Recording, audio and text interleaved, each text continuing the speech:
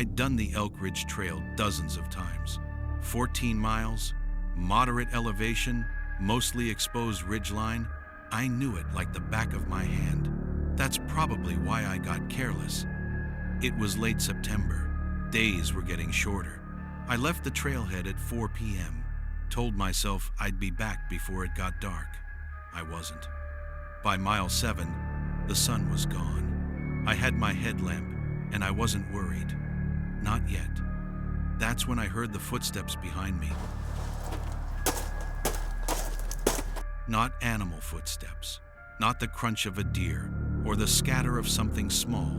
These were heavy, deliberate, two-footed, boots on gravel. Someone was behind me, maybe 30 feet back, matching my pace exactly.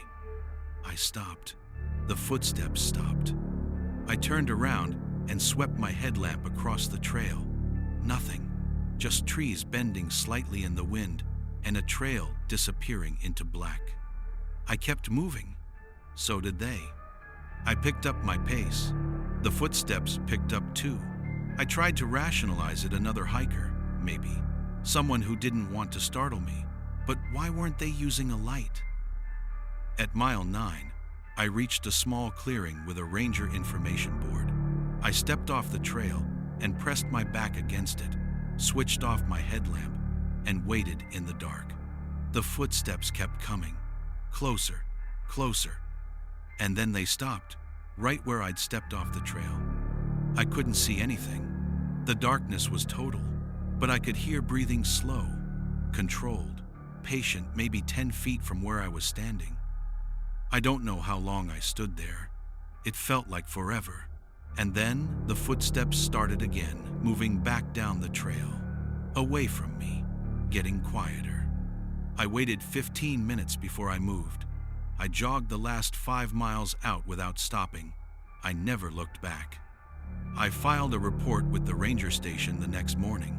They told me the trail had been closed after dark for the past 2 weeks due to reports of a man approaching hikers at night. There was a sign at the trailhead. I'd walked right past it. I want to be clear about something before I tell this story. I don't believe in the paranormal. I'm a nurse. I deal in facts. I'm telling you this because I still don't have an explanation, and that bothers me more than anything. It was a Tuesday in October. I'd taken a solo camping trip to the Umpqua National Forest, a place I'd visited every year for a decade. That night, I couldn't sleep, so around 1 a.m., I took a short walk on the loop trail near my campsite, just to clear my head. I'd done it before. About a quarter mile in, I heard something from the ravine below the trail. Crying. A child crying. My first instinct was to go toward it. I'm a nurse. It's just wired into me. I shone my light down into the ravine and called out. The crying stopped immediately. Silence. Then, from somewhere further down the ravine, it started again. Same pitch, same rhythm, like it had moved. I called out again. It stopped again, then started from a different direction. That's when the feeling hit me, that cold animal instinct that something is very wrong, because whatever was in that ravine wasn't lost. It wasn't scared. It was responding to me. It knew exactly where I was. And the sound was moving in a way that made no sense, too fast, too quiet between movements. I backed away from the edge of the trail slowly. The crying followed me. I made myself walk, not run, back to the campsite. I locked myself in my car and sat there until dawn with every interior light on.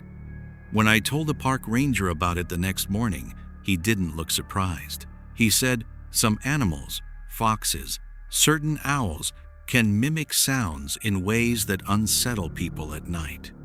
Maybe that's what it was. But I've looked up every animal in that region since then. None of them sound like a child calling out a specific name. It was calling mine. I was doing a solo summit attempt on a peak in the North Cascades. Nothing technical, just a long, strenuous hike. I'd started at midnight to hit the summit by sunrise. A lot of climbers do it. About 2 hours from the top, my headlamp died. I had a backup, but in the panic of switching it out, I knocked my phone off a rock. It tumbled down the slope, and I never found it. No phone, remote wilderness, middle of the night. I decided to keep going up. Turning back in the dark, on that terrain, felt more dangerous than summiting and waiting for light.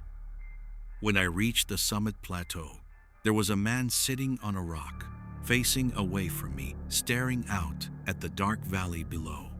No gear, no pack, no light, just sitting there at 3 a.m. on a summit at 8,400 feet in near freezing temperatures, completely still. I said hello. He didn't move. I said hello again, louder. Nothing. My first thought was medical emergency, hypothermia, confusion, someone in trouble. I walked toward him, and as I got within maybe 15 feet, he turned and looked at me. He was smiling, completely calm. He looked at me the way you'd look at someone who had walked into your living room like I was the one who didn't belong there. He said, and I remember this exactly, "You should go back down now, before it gets harder." I asked if he was okay. He just kept smiling and looked back at the valley. I don't know why, and I'm not proud of this, but I listened to him. Something about the way he said it made every nerve in my body agree. I turned around and hiked back down in the dark. About a mile down, the weather turned. A storm system rolled in from the west with almost no warning wind, sleet, near zero visibility. If I'd still been on the exposed summit plateau, I would have been in serious danger. Maybe worse. I've talked to rangers, other climbers, everyone who knows that mountain. Nobody has ever seen anyone matching his description. There's no record of anyone summiting that night. And with no gear, no light, and no warm clothing, he couldn't have survived that storm either.